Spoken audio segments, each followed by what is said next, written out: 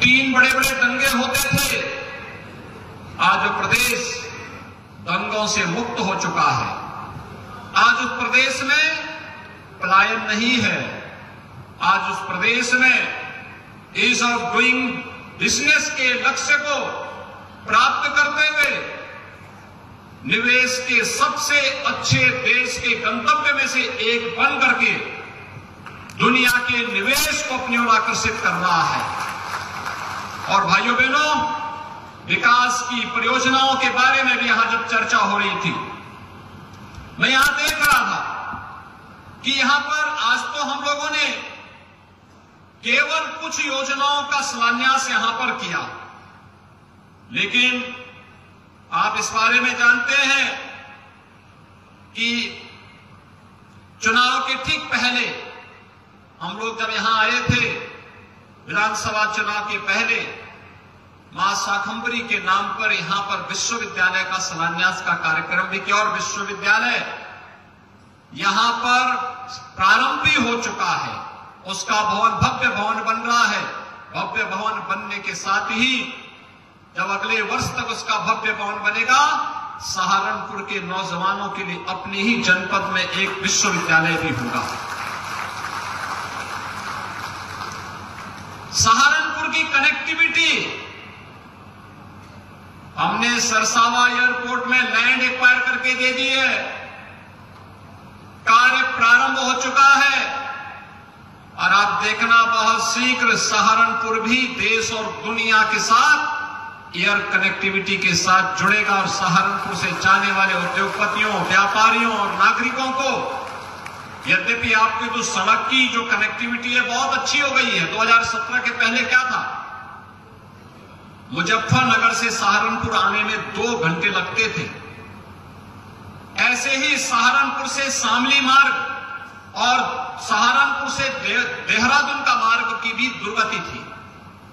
भाइयों बहनों, मुजफ्फरनगर सहारनपुर मार्ग पर हम लोगों ने 753 करोड़ रुपए खर्च किए और अब यह दूरी 2 घंटे से घट करके मात्र 45 मिनट रह गई है। 45 मिनट में आप इस दूरी को तय कर सकते हैं। हम लोगों ने विकास में कोई भेदभाव नहीं किया। 612 करोड़ रुपए की लागत से सहारनपुर शामली मार्ग भी लगभग पूरा हो चुका है और इसका लाभ भी सहारनपुर और शामली वासियों के साथ साथ यहां से जाने आने वाले लोगों को प्राप्त होगा। इसी प्रकार से सहारनपुर से देहरादून मार्ग लगभग 1200 करोड़ रुपए की लागत से यह देश के कांगनहेडी यमुनानगर मार्ग देश के बेहतरीन मार्गों में से एक मार्ग बन रहा है और वह भी सहारनपुर के विकास में अपना योगदान दे रहा है। और भाइयों बहनों, इसके अलावा यहां पर तमाम अन्य कार्यों का, सड़कों का निर्माण हुआ है।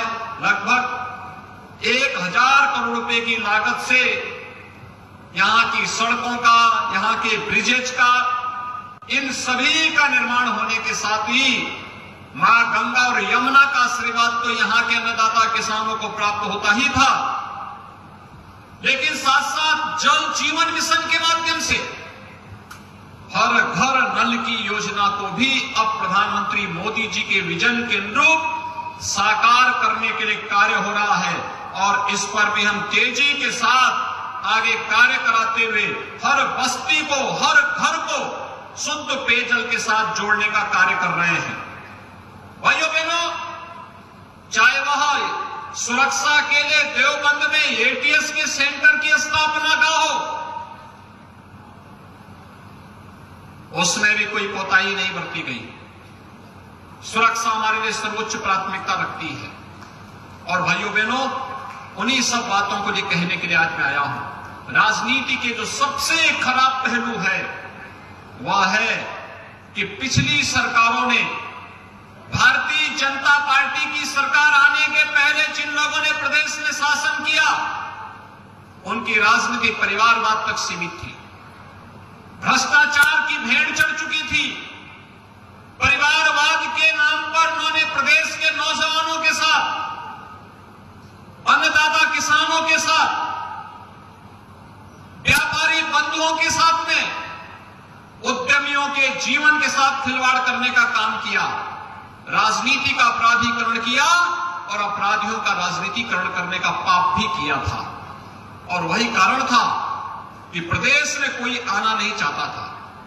जिन लोगों ने पहले से निवेश किया था वे प्रदेश से पलायन कर रहे थे। केराना और कांदला जैसी घटनाएं प्रदेश में होती थी।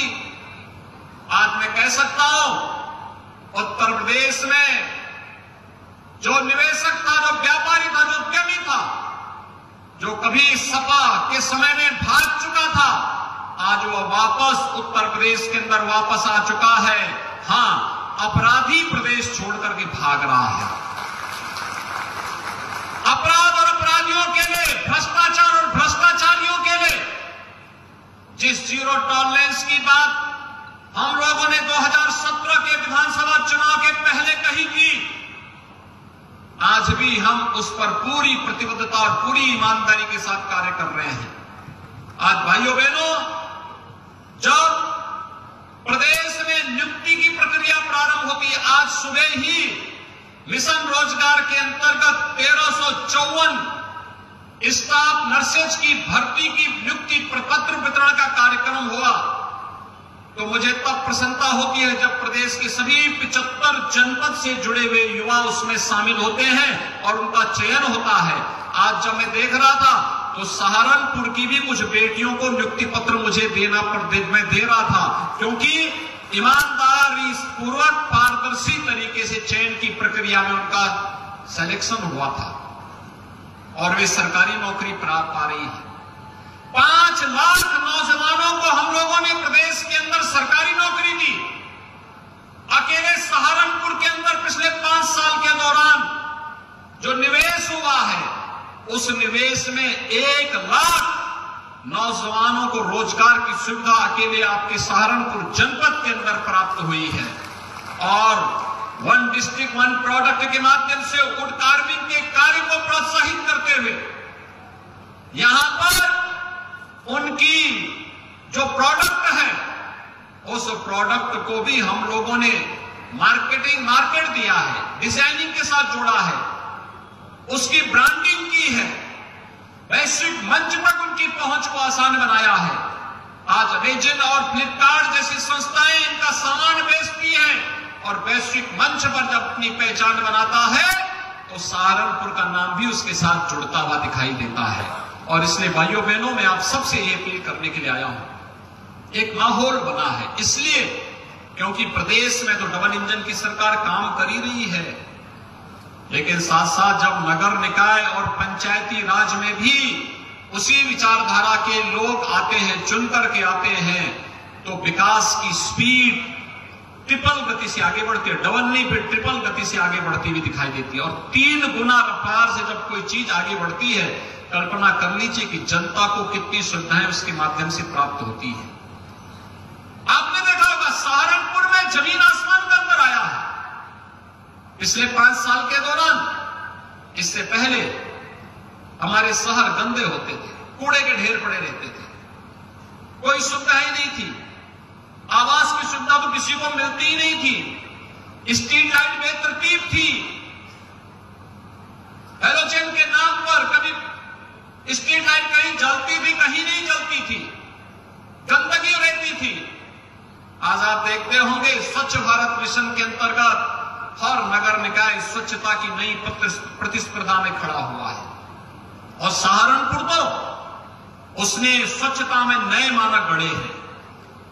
प्रधानमंत्री आवास योजना में हर गरीब को बिना भेदभाव के आवास की सुविधा उपलब्ध हो रही है। इस वीडियो को लाइक करें, हमारे चैनल को सब्सक्राइब कर बेल आइकन जरूर प्रेस करें हमारी न्यू वीडियो सबसे पहले देखने के लिए।